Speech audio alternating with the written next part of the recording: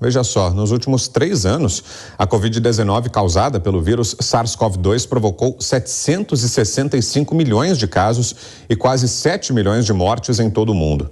Após a vacinação de grande parte da população, governos e agora autoridades sanitárias decidiram flexibilizar as medidas.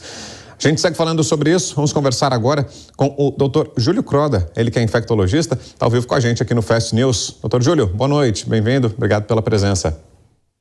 Boa noite, Vitor, um prazer estar com vocês. Na prática, o que é que muda, doutor? Existe alguma mudança prática a partir dessa declaração de hoje da OMS? Na prática, existe um reconhecimento, né, que o impacto da Covid-19 no mundo como um todo reduziu, né? Principalmente no que diz respeito ao número de óbitos. Nós já tivemos, nos piores momentos, 14 mil óbitos em apenas um dia, e hoje essa média de óbitos está em torno de 500 mil óbitos por dia. Então, uma redução de mais de 14 vezes, graças ao aumento da cobertura vacinal em todo o mundo e também, lógico, as infecções prévias que ocorreram, né, nessa população. Então, a imunidade coletiva, a imunidade de toda a população aumentou, isso de alguma forma reduz o impacto em termos de hospitalização e óbito. E ela ainda mata, doutor, a doença, a Covid-19, no começo da pandemia, antes até da criação, da formulação das vacinas, tivemos muitas mortes e à medida que foram avançando em todo o mundo as campanhas de vacinação, os números foram caindo. Agora, passados já mais de 3 anos da pandemia e no momento em que já tivemos a aplicação de mais de uma dose de vacina, de mais de um ciclo de vacinas, ainda tem mortes causadas pela Covid-19 ou essas mortes se restringem apenas às pessoas que não se vacinaram? Qual é a situação atual da doença? A situação é bem melhor, né? Mas é importante lembrar que a letalidade da Covid-19 nos dias atuais ainda é o dobro da influenza, né? Ou seja, da gripe. Então ainda continua sendo uma doença grave. O público, né, que mais sofre da Covid-19 nesse momento são os idosos, os imunocomprometidos e as crianças não vacinadas. Então, a própria OMS, no documento que ela declara o fim da emergência, ela deixa claro que, eventualmente, será necessário doses de reforços incorporadas no calendário vacinal, principalmente para idosos imunocomprometidos, e, eventualmente, uma série primária de vacinação para as crianças até 2 anos, 5 anos, porque essas não têm nenhuma imunidade contra o Covid-19. E em relação à vacinação, doutor, como é que vai funcionar? Existe já alguma previsão? Já passados 3 anos, já dá para dizer com certeza como é que vai ser o esquema vacinal contra a Covid? Vai ser aplicada uma dose por ano? Como a gente está tendo agora a liberação da vacina bivalente, o senhor acompanhou, né? O nosso repórter Misael trouxe para a gente as informações, falando sobre o calendário aqui em São Paulo. Vai ser assim? Vai ser uma vez por ano a aplicação da vacina contra a Covid? Mais de uma vez por ano? Já se tem clareza quanto a isso, doutor? O grupo da OMS, que analisa e recomenda a vacinação, já deixou bem claro que existe um grupo de elevado risco que vai se beneficiar de dose de reforço, né? Eles relataram um intervalo de 6 meses a 12 meses. Então, muito provavelmente, essa vacina vai ser incorporada no nosso calendário vacinal para esse grupo específico de alto risco, que são idosos, imunocomprometidos e profissionais de saúde, que deverão sim receber uma dose de reforço anualmente ou a cada 6 meses, a depender do surgimento de novas variantes e da duração dessa proteção para essas novas variantes.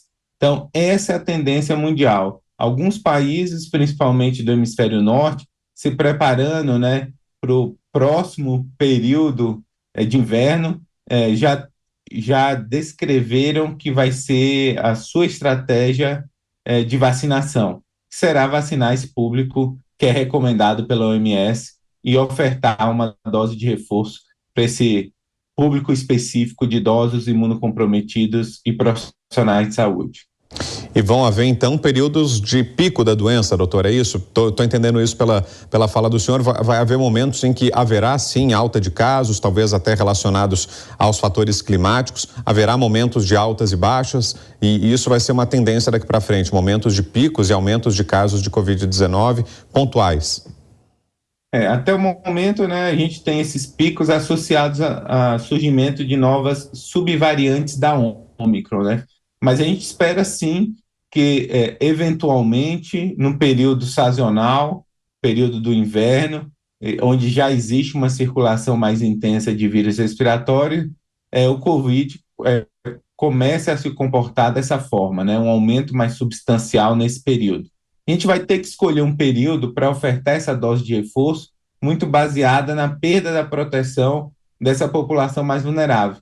E o período ideal, lógico, é esse período pré-circulação dos vírus respiratórios, eventualmente ministrar essa vacina junto com a vacina da gripe, né? A gente inicia a vacinação da gripe no Brasil em abril, justamente para que a gente garanta uma maior proteção, principalmente para o grupo mais vulnerável, no período do inverno, onde existe uma maior circulação desses vírus.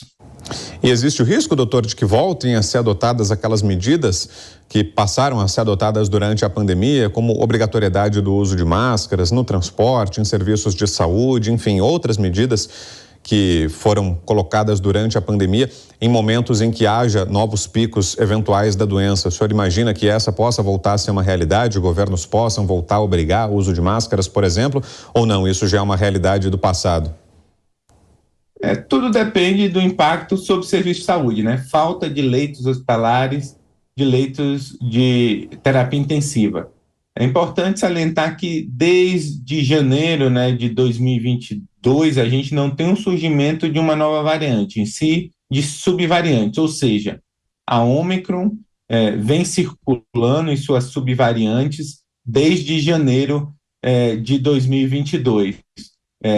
Portanto, né, se não surgir uma nova variante e que essa variante, né, de alguma forma, tenha mecanismos importantes de escape de resposta imune, tanto em relação à vacina como infecção prévia, a tendência, né, é que a gente não tenha essas medidas restritivas novamente, que a população está imunizada, recebeu a vacina, está com a cobertura elevada, já também aconteceu a circulação prévia das variantes e subvariantes da Ômicron, principalmente, e, portanto, a proteção global da população garante um menor risco para que haja um aumento de hospitalização e óbito.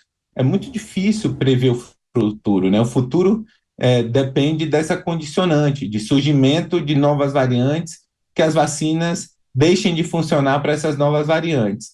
Então, se isso não ocorrer, muito provavelmente nós não precisaremos dessas medidas que a gente implementou no passado, uso de máscara, medidas de distanciamento, de isolamento, de fechamento de atividades econômicas. Assim seja, né?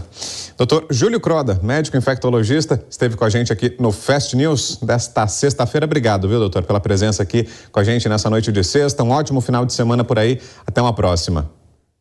Até uma próxima, Vitor. Um prazer estar com vocês e todos os ouvintes da Jovem Pan. Obrigado.